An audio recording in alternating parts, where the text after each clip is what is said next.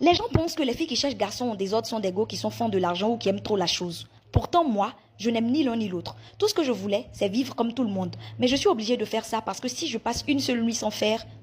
Tu veux savoir comment ça a commencé? Ok, je vais t'expliquer, mais avant, abonne-toi. Je m'appelle Chikundu. Je préfère ne pas dire de quel pays je viens.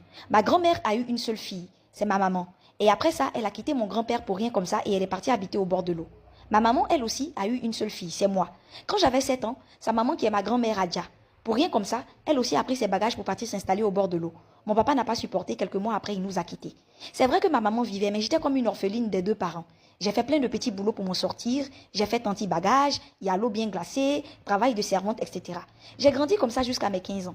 Il y avait un petit sureur de chaussures qui s'appelait Ferdinand. Lui, il n'était pas orphelin, mais son tonton avait menti à ses parents qu'il allait le mettre à l'école, pourtant il ne l'a pas fait.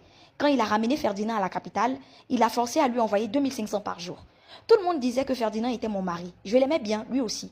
Il était plus vieux que moi, mais ça ne me dérangeait pas parce qu'il était très gentil.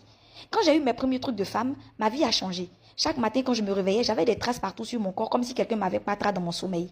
Ma patronne, la femme où je travaillais, a dit que j'étais une Subagamusu, et elle m'a renvoyée. Les traces sur mon corps, ça me faisait pas mal, mais ça me faisait peur. J'avais honte de sortir. Ferdinand venait me voir, il pensait que quelqu'un m'avait gouverné. Pourtant, c'était pas ça. Un jour, il a demandé que je vienne chez lui et on a passé la nuit ensemble. On a fait ce que les grands font, mais bizarrement, le matin, je n'avais pas de traces sur moi quand je me suis réveillée. Je me suis dit que c'était mon protecteur. Pourtant, le lendemain, quand on a dormi ensemble encore sans se choquer, les traces sont revenues plus fortes qu'avant. J'ai conclu que c'est quand je faisais la chose avec lui que ça ne venait pas. Mais Ferdinand avait économisé et il a pris la route du Maroc. Il disait qu'il allait se débrouiller pour entrer en Espagne et me faire partir aussi. Naturellement, mon affaire là avait repris. Et puis un jour, j'avais besoin d'argent. Un tonton m'a dit que si je boustinguais avec lui, il allait me donner de l'argent. J'ai fait, mais bizarrement, le matin, je n'avais pas de traces aussi. J'ai compris que c'est l'acte qui empêchait les traces d'apparaître. J'ai arrêté de chercher travail de servante et j'ai plutôt cherché un travail de bar ou de boîte de nuit, là où les hommes faciles ne manquent pas, quoi. Chaque jour, je trouvais quelqu'un qui était prêt à passer la nuit avec moi. Sans mentir, j'étais divinement belle. Je n'avais pas besoin de salaire, de sac ou de bijoux comme les autres Janju.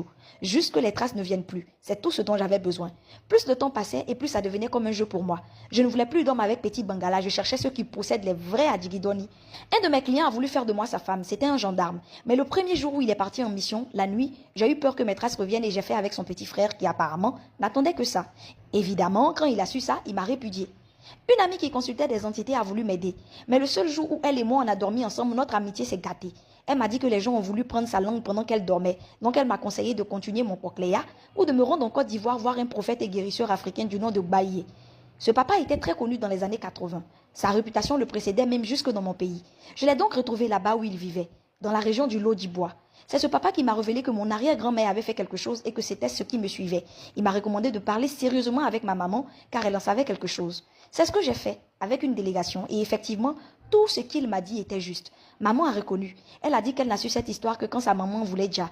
La vieille lui avait expliqué que sa maman, qui est mon arrière-grand-mère, a demandé aux esprits de lui donner une fille, puisqu'elle n'arrivait pas à en avoir. En retour, les esprits ont scellé un pacte qui dit que jusqu'à la 3e génération, les enfants devront les servir.